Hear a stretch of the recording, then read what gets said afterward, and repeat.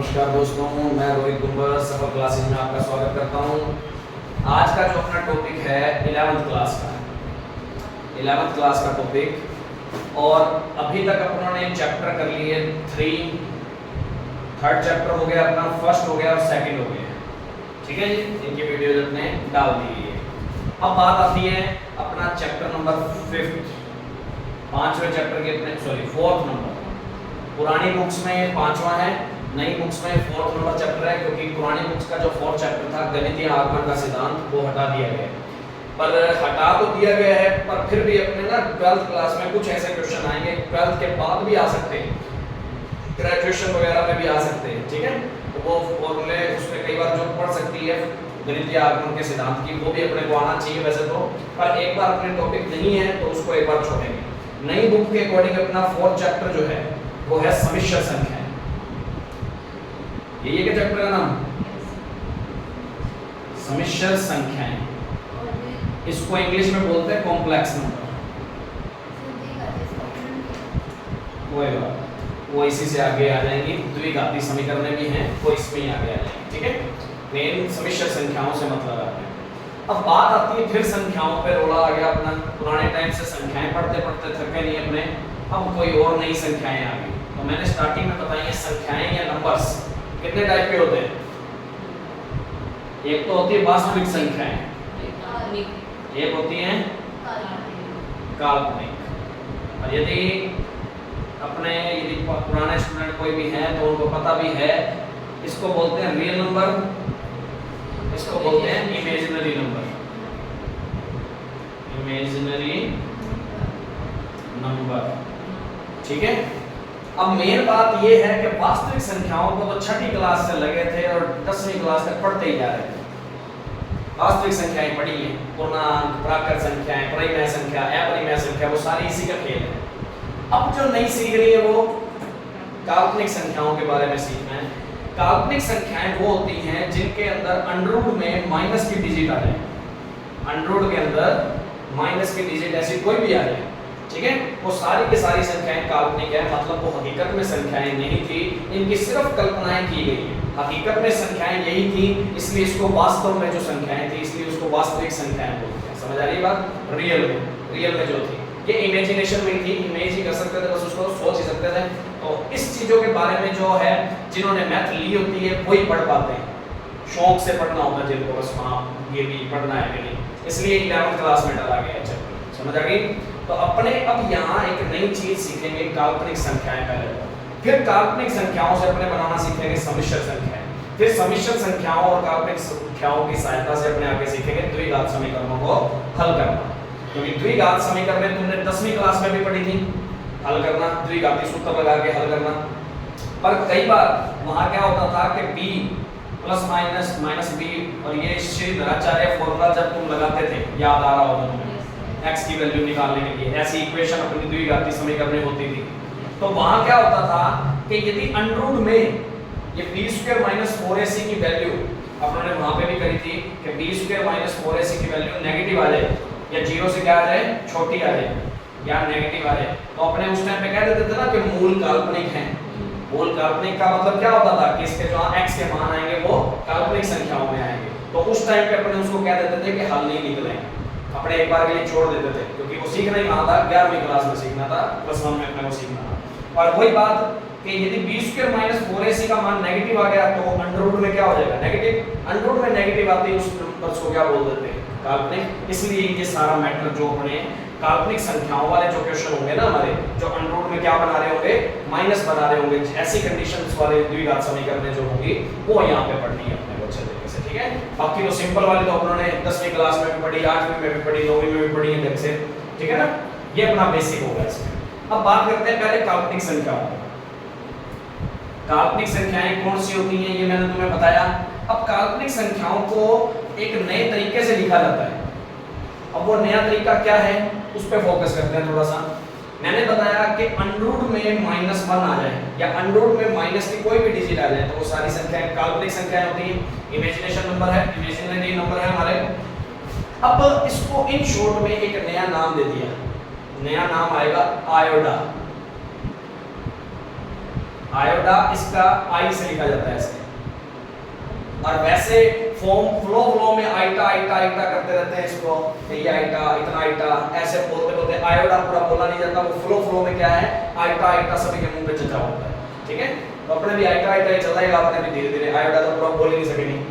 तो ध्यान रखना कि अंडर रूट में -1 को ही आयोडा बोलते हैं, समझ आ गई, आई से डिनोट करते हैं इसको ऐसे, समझ आ गई ना बात।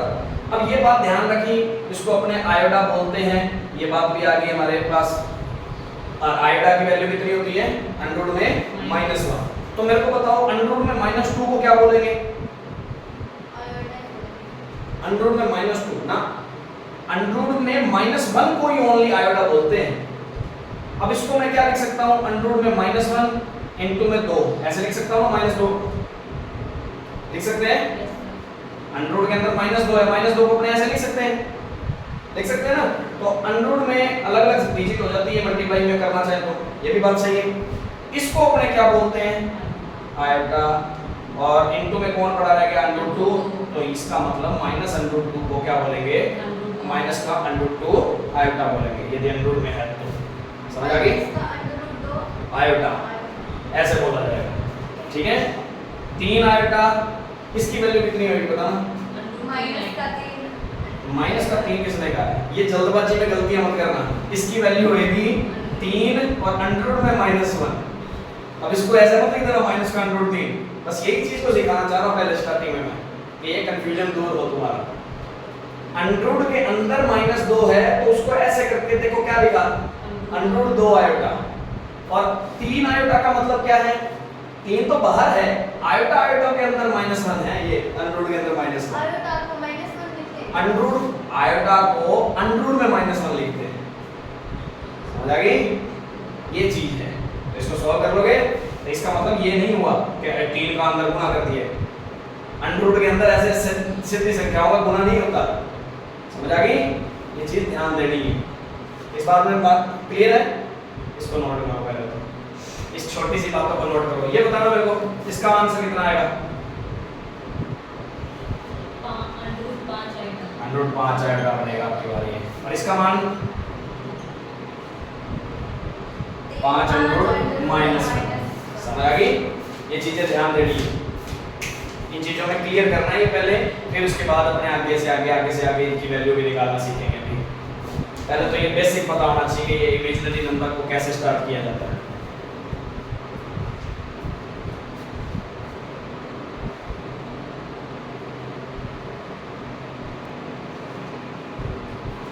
अब देखो इतनी बात यदि अपने ने सीख ली तो अपने अब 2-3 इसके अंदर फॉर्मूले बनते हैं, वो क्या फॉर्मूले बनते हैं, इसी से यदि आयोटा की वैल्यू अंडर रूट में -1 है तो आयोटा का स्क्वायर कर दूं, दोनों साइड स्क्वायर कर दूं तो आंसर कितना बन जाएगा आयोटा स्क्वायर का, स्क्वायर से अंडर रूट कट जाएगा, बहुत साइड यदि स्क्वायर कर देंगे तो इसका मतलब आयोटा स्क्वायर की वैल्यू कितनी है -1, ठीक है। और आयोटा की क्यूब कर दूं तो इसमें क्यूब कर दूं, इसमें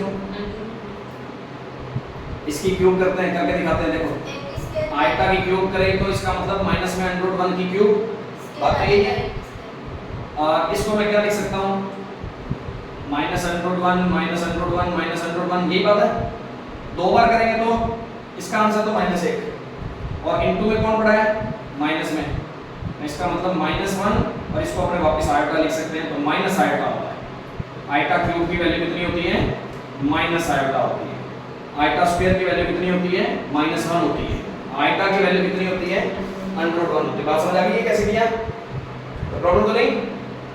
आयता 4 की वैल्यू बताओ, आयता 4 की, तो उसको आयता की क्यूब इनटू आयता लिख दूं, आयता की क्यूब की वैल्यू कितनी है माइनस आयता इनटू में आयता, आयता आयता आयता का स्क्वायर हो गया ना, आयता स्क्वायर की वैल्यू कितनी होती है -1, सॉल्व करेंगे तो कितना आ गया, तो आयता की 4 की वैल्यू भी तुम्हें याद रखनी है कम से कम कितनी। अब सुनो इतनी बात तो होगी, पहले इसको नोट करो, इसको नोट करना चाहो एक बार के लिए ना, ऐसे पूरा ही नोट करवाता हूं। आयता का स्क्वायर किया तो अंडर रूट 1 का स्क्वायर हो गया, तो आयता स्क्वायर इज इक्वल टू -1। तो ये वाली सारी वैल्यूज नोट करो, और तुम्हें ये सीधी डायरेक्ट वैल्यू याद होनी चाहिए, ये वाली सीधी डायरेक्ट वैल्यू याद होनी चाहिए कि आइटा की पावर 1 का वैल्यू कितनी होती है, आइटा की पहले स्क्वायर की वैल्यू। नहीं सॉल्व नहीं करना, सॉल्व तो अपने बड़ी रकमों के लिए करेंगे, जैसे आइटा की पावर 38, आइटा की पावर 512, उनमें करेंगे सॉल्व। तो यहाँ पर सीधा पहले ये चार वैल्यूज को तुम्हें याद ही हो जानी चाहिए हमेशा, इनकी तो यूज होता रहेगा हर बार क्वेश्चन में।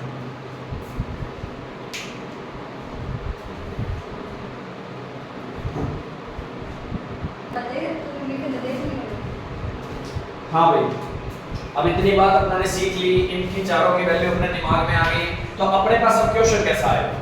तो पहला क्वेश्चन जो अपना बनेगा ना 4.1 का, जैसे इसकी वैल्यू निकालते, चलो इसी की निकालते हैं। मेरे ख्याल से पहला क्वेश्चन यही है शायद, 4.1 के पहले क्वेश्चन का पहला क्वेश्चन यही है,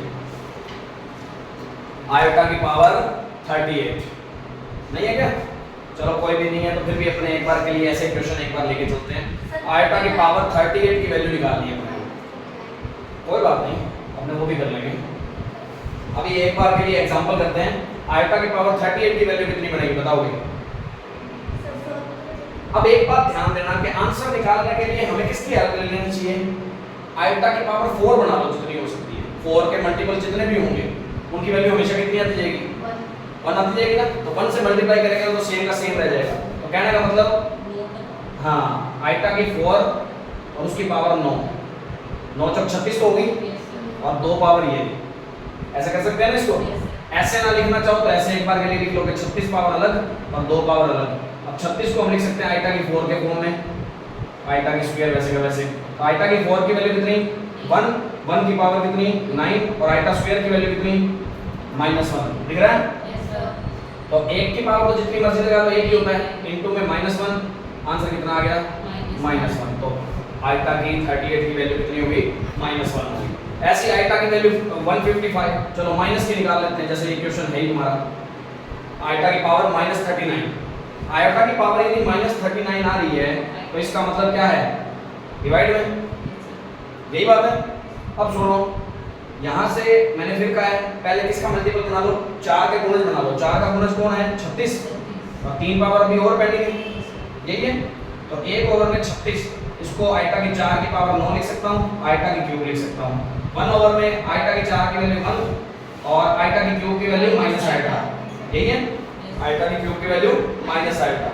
अब आंसर नीचे हो गया 1 माइनस में ऐसे। अब सोचो, ये बात आ गई।